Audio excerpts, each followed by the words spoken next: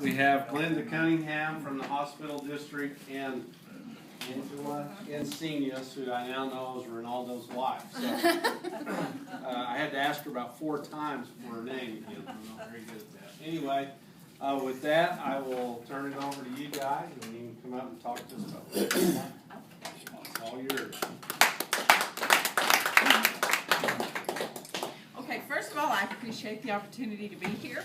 I want you to know what you're going to hear today. No one else has heard. Brand new news, so you can feel free to spread it to whoever you want to. We've got a lot of changes going on at the hospital. I don't know if you've seen any of the construction, but the steel girders are up, the roof's on top, the floor is poured, the electricity's in, the plumbing is in. We are on schedule, and most importantly, we are on budget. So we are really excited and can hardly wait until it all gets finished. A couple of other changes. Our goal is to have Dalhart Family Medicine Clinic staffed on Saturdays and on Sundays from 8 o'clock until 5 o'clock for acute problems like sore throats, earaches, nausea, and vomiting. They will not do prescription refills. So if you need that, you need to do that between Monday and Friday. It will be staffed by mid-level providers, which are our PAs and possibly a nurse practitioner. So that's good news for our community. Also, in the near future, we are going to extend Dalhart Family Medicine Clinic's hours until 9 o'clock, Monday through Thursday. Now, the reason we do this is twofold. A lot of people don't realize they're sick until 4 o'clock, and then it's too late to get an appointment. So this is going to open up that availability, and it will keep people out of our emergency room that really don't need to be there. You know, someone coming in for a sore throat, it's really not emergency room.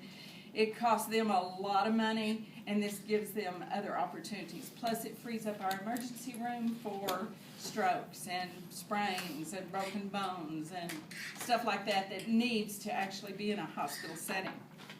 Like I said, on our ER project, everything is going on schedule. They've got our roof up now. Our roof is real interesting. It has a layer of tin, then it has a layer of poured concrete, then it has another layer of tin. Now that's supposed to be part of the fire codes, I assume, for Dalhart, but it's also for the state of Texas. So we're following everything we need to be following, and so far so good. Everything's working like it's supposed to. The total cost for our project is $3.8 million. That's for our building and for our new equipment, and the projected finish date is late November. So we are right on schedule. Weather has been good. We've been able to, we built in time in case we were going to have that big snowstorm or that big rainstorm, which didn't happen. So as a result, we're where we're supposed to be. Then after the construction is completed, 16th Street will once again be open for through traffic. And I don't know if you remember the great big elm tree that was behind the wavy fence on 16th Street.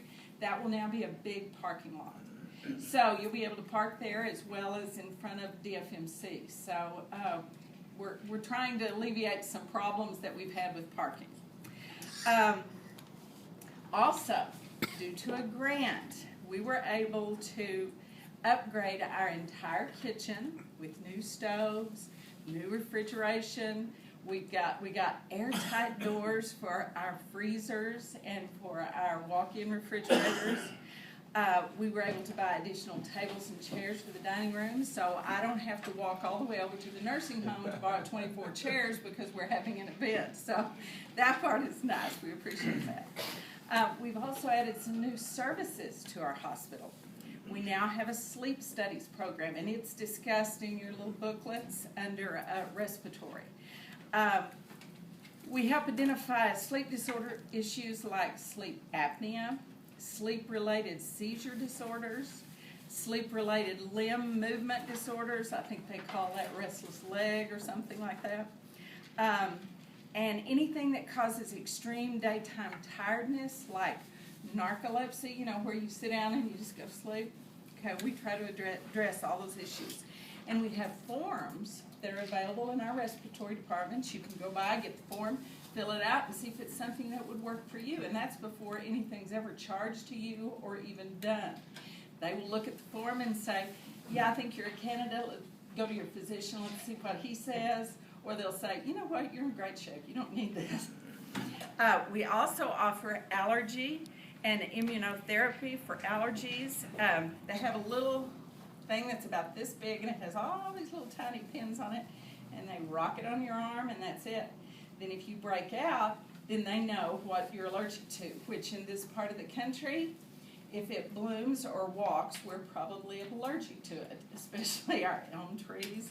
You know, we're surrounded by feedlots and hog farms and dairies, and all that stuff floats around in our air. Now, if you're lucky, I consider myself to be one of the lucky ones. I don't have allergies. Never have had allergies. Yet. But I've had a runny nose this year, so, you know, as you get older, I think your immune system starts to lower, and we have those kind of issues. But they will help you, plus all these services are covered by your insurance. So it will help you identify those things that actually cause you problems and keep you out of the doctor's office with sinus infections and all that good stuff. So another service that we offer, and this is also brand new, or part of it's brand new, our Senior Care Solutions Clinic is designed to benefit the person whose quality of life has been diminished by physical or emotional stressors. Now, originally it was just a program for senior adults, those over 55. But we are now able to offer that program to adolescents. And I don't know how much you watch the news, but there's always a shooting, a stabbing, somebody committed suicide. And, you know, our community's been real lucky so far. That really hasn't been a big issue. But we want to keep that from being an issue. I know Canyon, I have some friends in Canyon, and they just had three suicides just in a matter of days. So we hope that program will be in place, you know, if should issues develop, that we can probably stave those off. Now,